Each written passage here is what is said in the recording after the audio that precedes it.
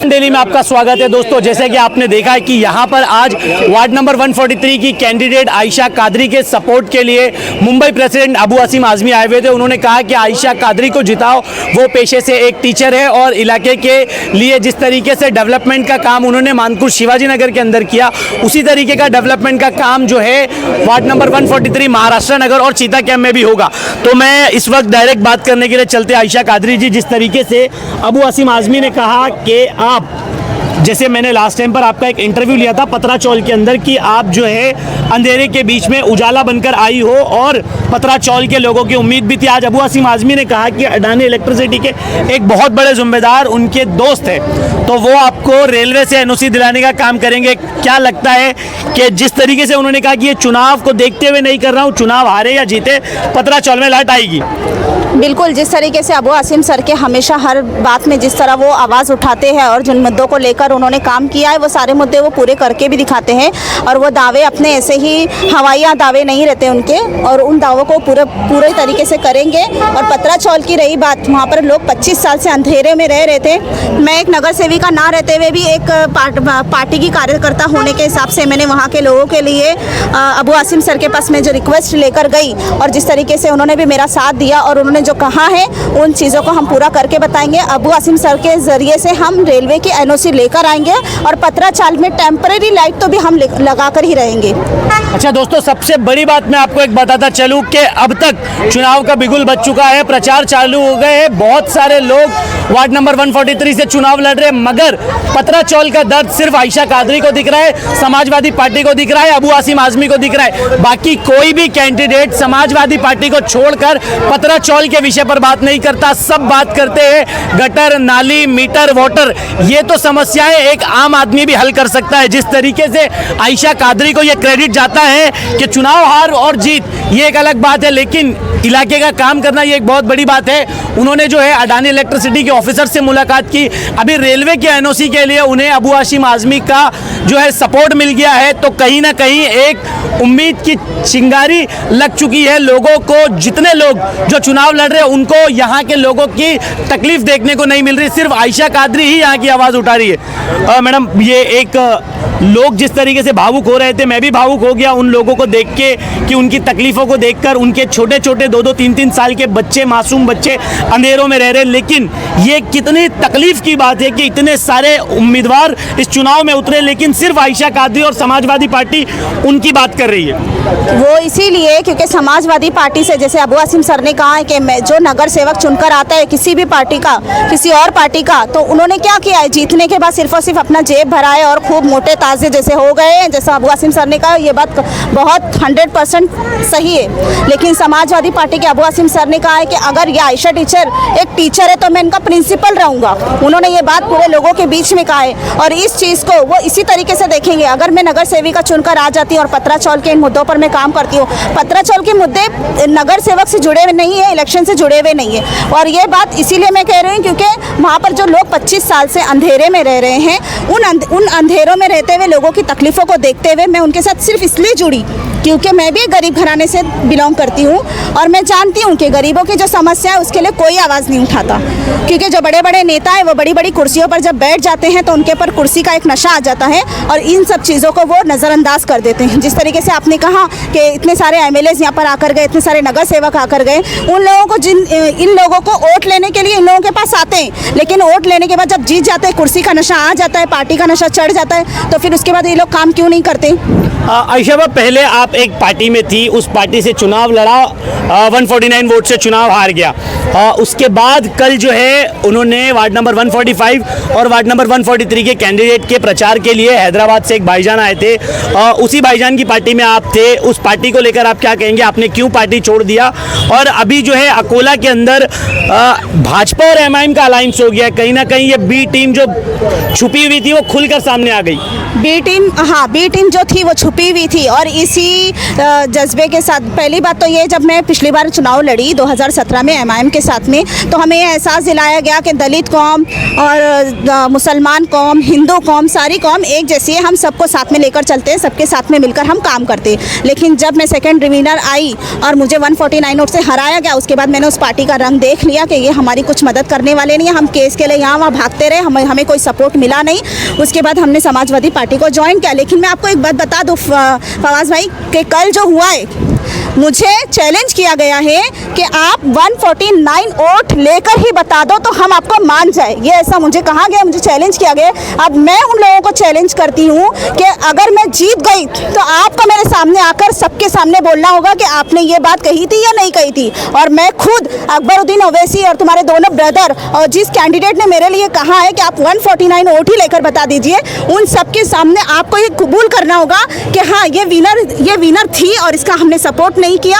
और जब वो 127 बच्चे जिनको जेल में भेजा गया था और उनके लिए भी कोई सपोर्ट नहीं किया गया, ये सारी चीज़ों को अगर हमारे सामने आकर बोलते हैं, तभी मैं मानूंगी कि ये पार्टी में कोई दम है और वो कैंडिडेट में भी कोई दम है। ये आपने बहुत अच्छी बात कही, क्योंकि जिस तरीके से देखा गया था कि मजलिस जीत कर आ गई और हिंदू मुस्लिम तुष्टीकरण किया जा रहा था और 100+ बच्चों पर जो है केस बुक कर दिए गए, उनका पासपोर्ट नहीं बन सकता, आप वो काम पर नहीं जा सकते। लेकिन जिस तरीके से ये जो बातें सामने से आ रही है कि आप अब 149 वोट लेकर भी दिखाओ, तो ये बात किस तरीके से आप देखती हो? क्योंकि आप कोई चीता कैंप की पली बड़ी बच्ची हो, चीता कैंप में बरसों बरस से आप लोगों का कारोबार है, आप लोगों के बीच में जुड़े हुए, और इस तरीके की जो लोग बात कर रहे कि आयशा कादरी जैसी एक प्रोफेशनल टीचर जिन्होंने कौम की खिदमत की, वो 150 वोट नहीं ले सकती क्योंकि वो समाजवादी से। देखिए, खून का असर होता है। सबसे पहली बात, हमारे खून में सच्चाई और ईमानदारी है। तो 149 क्या, मैं 149 मैं तो बोलूँगी मैं 1400 लीड करके मैं इनको दिखाऊंगी। इंशाअल्लाह मैं 1400 लीड करके उनको बताऊंगी कि ये है ना, खून का असर होता है।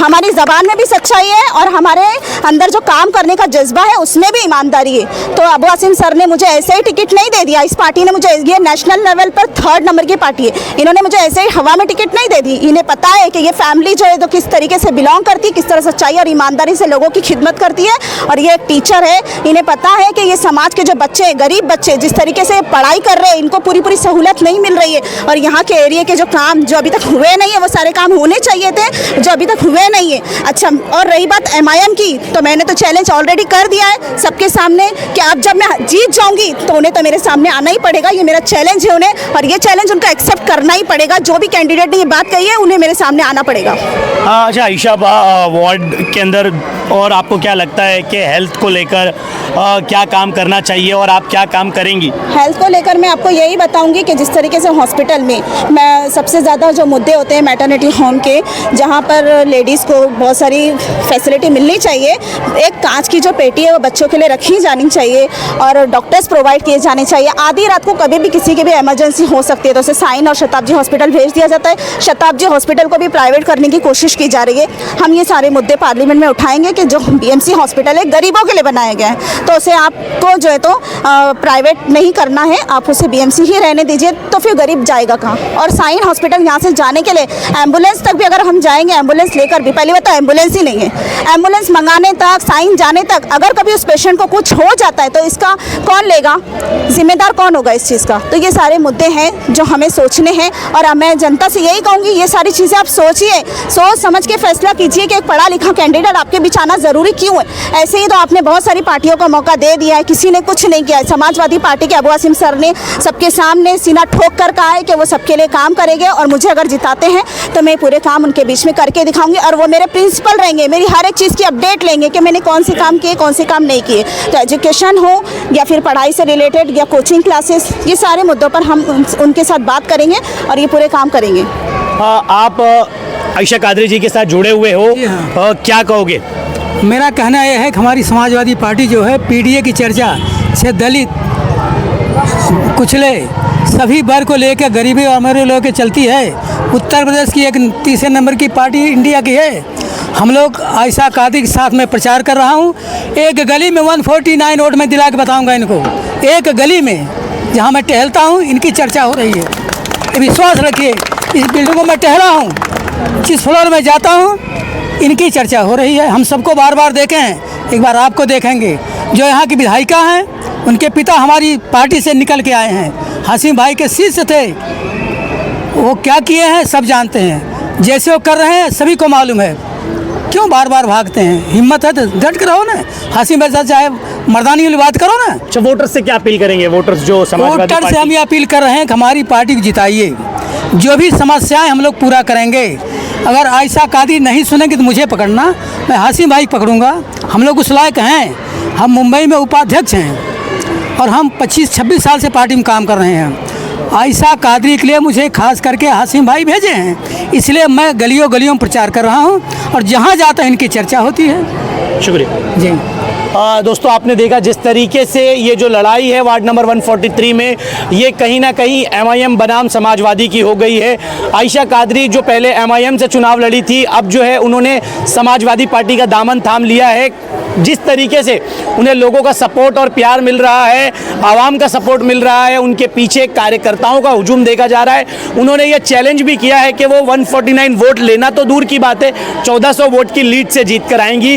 तो उन लोग जिन्होंने उन्हें ये चैलेंज दिया था कि आप 149 वोट लेकर दिखा दो, उन्हें उनसे आकर माफ़ी मांगनी पड़ेगी। ये है सियासी घमासान, लोग एक दूसरे के ऊपर इल्ज़ाम लगाते रहेंगे। लेकिन वार्ड नंबर 143 की अपडेट में आपको बता दूं कि मुकाबला काफ़ी दिलचस्प देखने को मिल रहा है, क्योंकि वार्ड नंबर 143 में जो सबसे बड़ा इलाका आता है society F sector, 10/10 A sector, और यहाँ पर महाराष्ट्र नगर और मानकूट के पीछे कहीं ना कहीं इन दो पार्टियों में जमकर जो है घमासान चालू है। अब आने वाला वक्त बताएगा कि आयशा कादरी जो मात्र 149 वोट से हार गई थी, वो अब इस नगर सेवक के चुनाव को जीतेगी। ऐसी खबरों के लिए बने रहिए। कैमरामैन अरसलान के साथ मैं फवाद शेख।